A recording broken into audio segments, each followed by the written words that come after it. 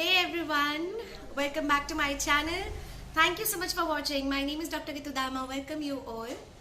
आज की ये वीडियो है, जैसे कि मैंने आपको लास्ट वीडियो में ही बता दिया था कि आज हम बात करेंगे a comparison of chronic miasms by Phyllis Speight की बुक का इंट्रोडक्शन फॉरवर्ड तो आज इस बुक के बारे में हम आज इसके फॉरवर्ड से स्टार्ट करते हैं. Generally what we used to do कि हम इंट्रोडक्शन फॉरवर्ड्स ये सब किसी बुक के नहीं पढ़ते हैं, जो कि मिस नहीं करना चाहिए. We should always read, we should make a habit to read the introduction and forwards given in the very beginning of the book. इसी तरीके से आप लोगों के लिए मैं इस बुक की शुरुआत ही फॉरवर्ड से कर रही हूँ. सबसे पहली इंपॉर्टेंट चीज इसलिए भी क्योंकि इसका बुक का जो फर्स्ट पेज है, जो कवर है, उसी पर लिखा है a comparison of chronic miasms, psora, pseudopsora, syphilis, sycosis by Phyllis Speight with a foreword by Noel Puddephatt. अगर इनका फॉरवर्ड ही नहीं पढ़ा तो फिर हमने बहुत बड़ी चीज मिस कर दी, क्योंकि बुक के फ्रंट कवर पे ही लिखा है with a foreword by Noel Puddephatt. तो आज हम इस बुक का फॉरवर्ड करते हैं. आई रियली होप आप एंजॉय करेंगे इस पूरी सीरीज को. और आज हम एक नई सीरीज स्टार्ट करें along with the Organon of medicine and Kent repertory.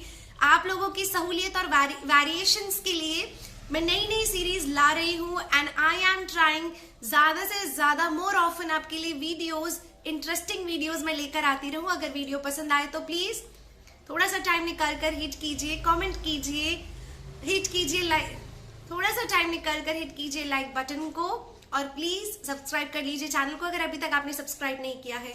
एक और छोटी सी रिक्वेस्ट है, मैं देखती हूँ कि आप लोग बहुत सारे लोग मेरे वीडियोस को देखते हैं, कमेंट्स करते हैं, बट वीडियो पर लाइक जितने आने चाहिए उतने लाइक्स नहीं मिलते.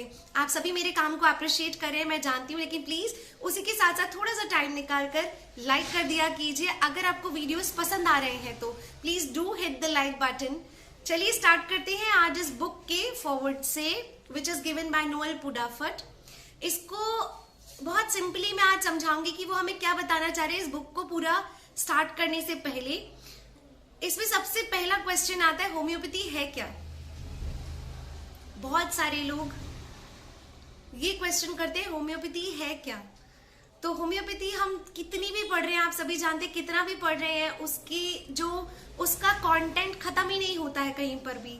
तो जो लेट डॉक्टर जेटी केंट है, जिनकी हम रिपोर्टरी कर रहे हैं, उन्होंने क्या रिप्लाई किया? उन्होंने रिप्लाई लिखा कि कोई इंसान नहीं जान सकता है, सिर्फ और सिर्फ भगवान जानते हैं कि ये जो इतना इंट्रिकेट, इतना गुह्य जो मिस्ट्री है, उसकी लेंथ, ब्रेथ, उसका पूरा जो सीमाएं है, वो केवल वो ही जानते हैं इस मिस्ट्री की.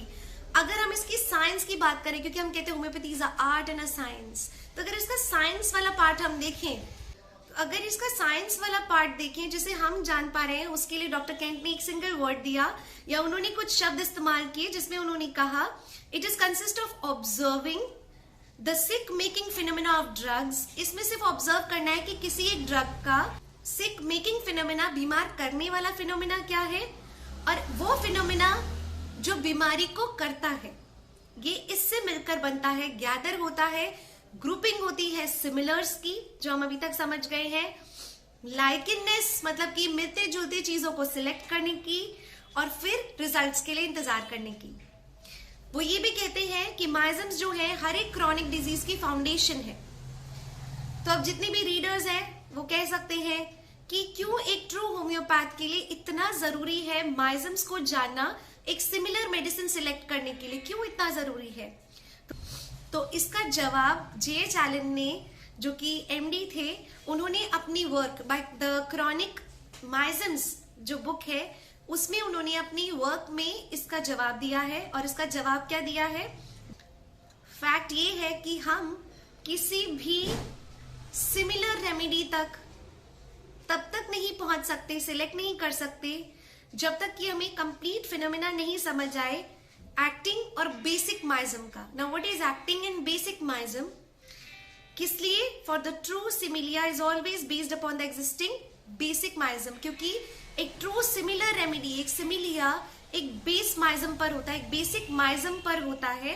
इसके बिना, इसको जाने बिना कि एक्टिंग माइजम कौन सा है और बेस माइजम कौन सा है, बेसिक माइजम कौन सा है, चाहे हम इससे कॉन्शियस हो चाहे अनकॉन्शियस इस फैक्ट को लेकर हो, चाहे हम इस फैक्ट को जाने चाहे नहीं जाने, लेकिन ये बात एक फैक्ट है कि हम एक सिमिलर्स तक तभी तक नहीं पहुंच सकते जब तक कि हम एक एक्टिंग और बेसिक माइज्म नहीं जान जाते, क्योंकि बेसिक माइज्म की फाउंडेशन होती है।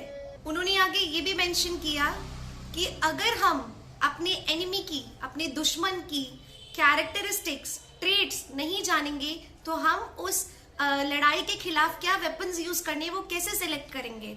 तो इसलिए वो जानना बहुत जरूरी है कि disease is the vicarious embodiment of some miasmatic influences that has bonded itself with the life force, producing disease according to the type as is seen in SORA or any other chronic miasm. Very important, very simple. Disease क्या है? Embodiment है। किसका? Miasms का embodiment है। कुछ ऐसे miasmatic influences, कुछ polluting influences एक जब बॉडीली रूप लेते हैं उसको हम डिजीज कहते हैं। वो हमारी लाइफ फोर्स, हमारी वाइटल फोर्स के साथ एक बॉन्ड क्रिएट करने की कोशिश करते हैं और फिर वो अपनी ही तरह का एक डिजीज बना लेते हैं, जैसे कि हम देखते हैं सोरा में और बाकी सभी माइज्म में ना। बहुत सारे लोगों को माइज्म का कंसेप्ट एक डिल्यूजन सा लगता होगा, एक फॉल्स सा, कि कुछ मान के चलो, एक फॉल्स बिलीव करके चलो। इस कंसेप्ट को शो करने के लिए कि miasms are merely not, they are not merely the delusion, H.A. Roberts ने अपनी बुक, जो कि उनकी बुक थी art principles and art of cure by homoeopathy, ये बुक जो है, इस बुक में उन्होंने एग्जाम्पल दिया था, the very earmarks of various miasms show their respective characters. जितनी भी वेरियस माइज्म्स हैं वो अपने कैरेक्टर्स शो करते हैं, जैसे कि सोरा में इचिंग होती है, इरप्शंस होते हैं जो कि अनक्लीन अनवॉश्ड अपीयरेंस होती है। सिफिलिस देखें तो वहां डिस्ट्रक्शन होती है, अल्सरेशन होती है, नेक्रोसिस होती है।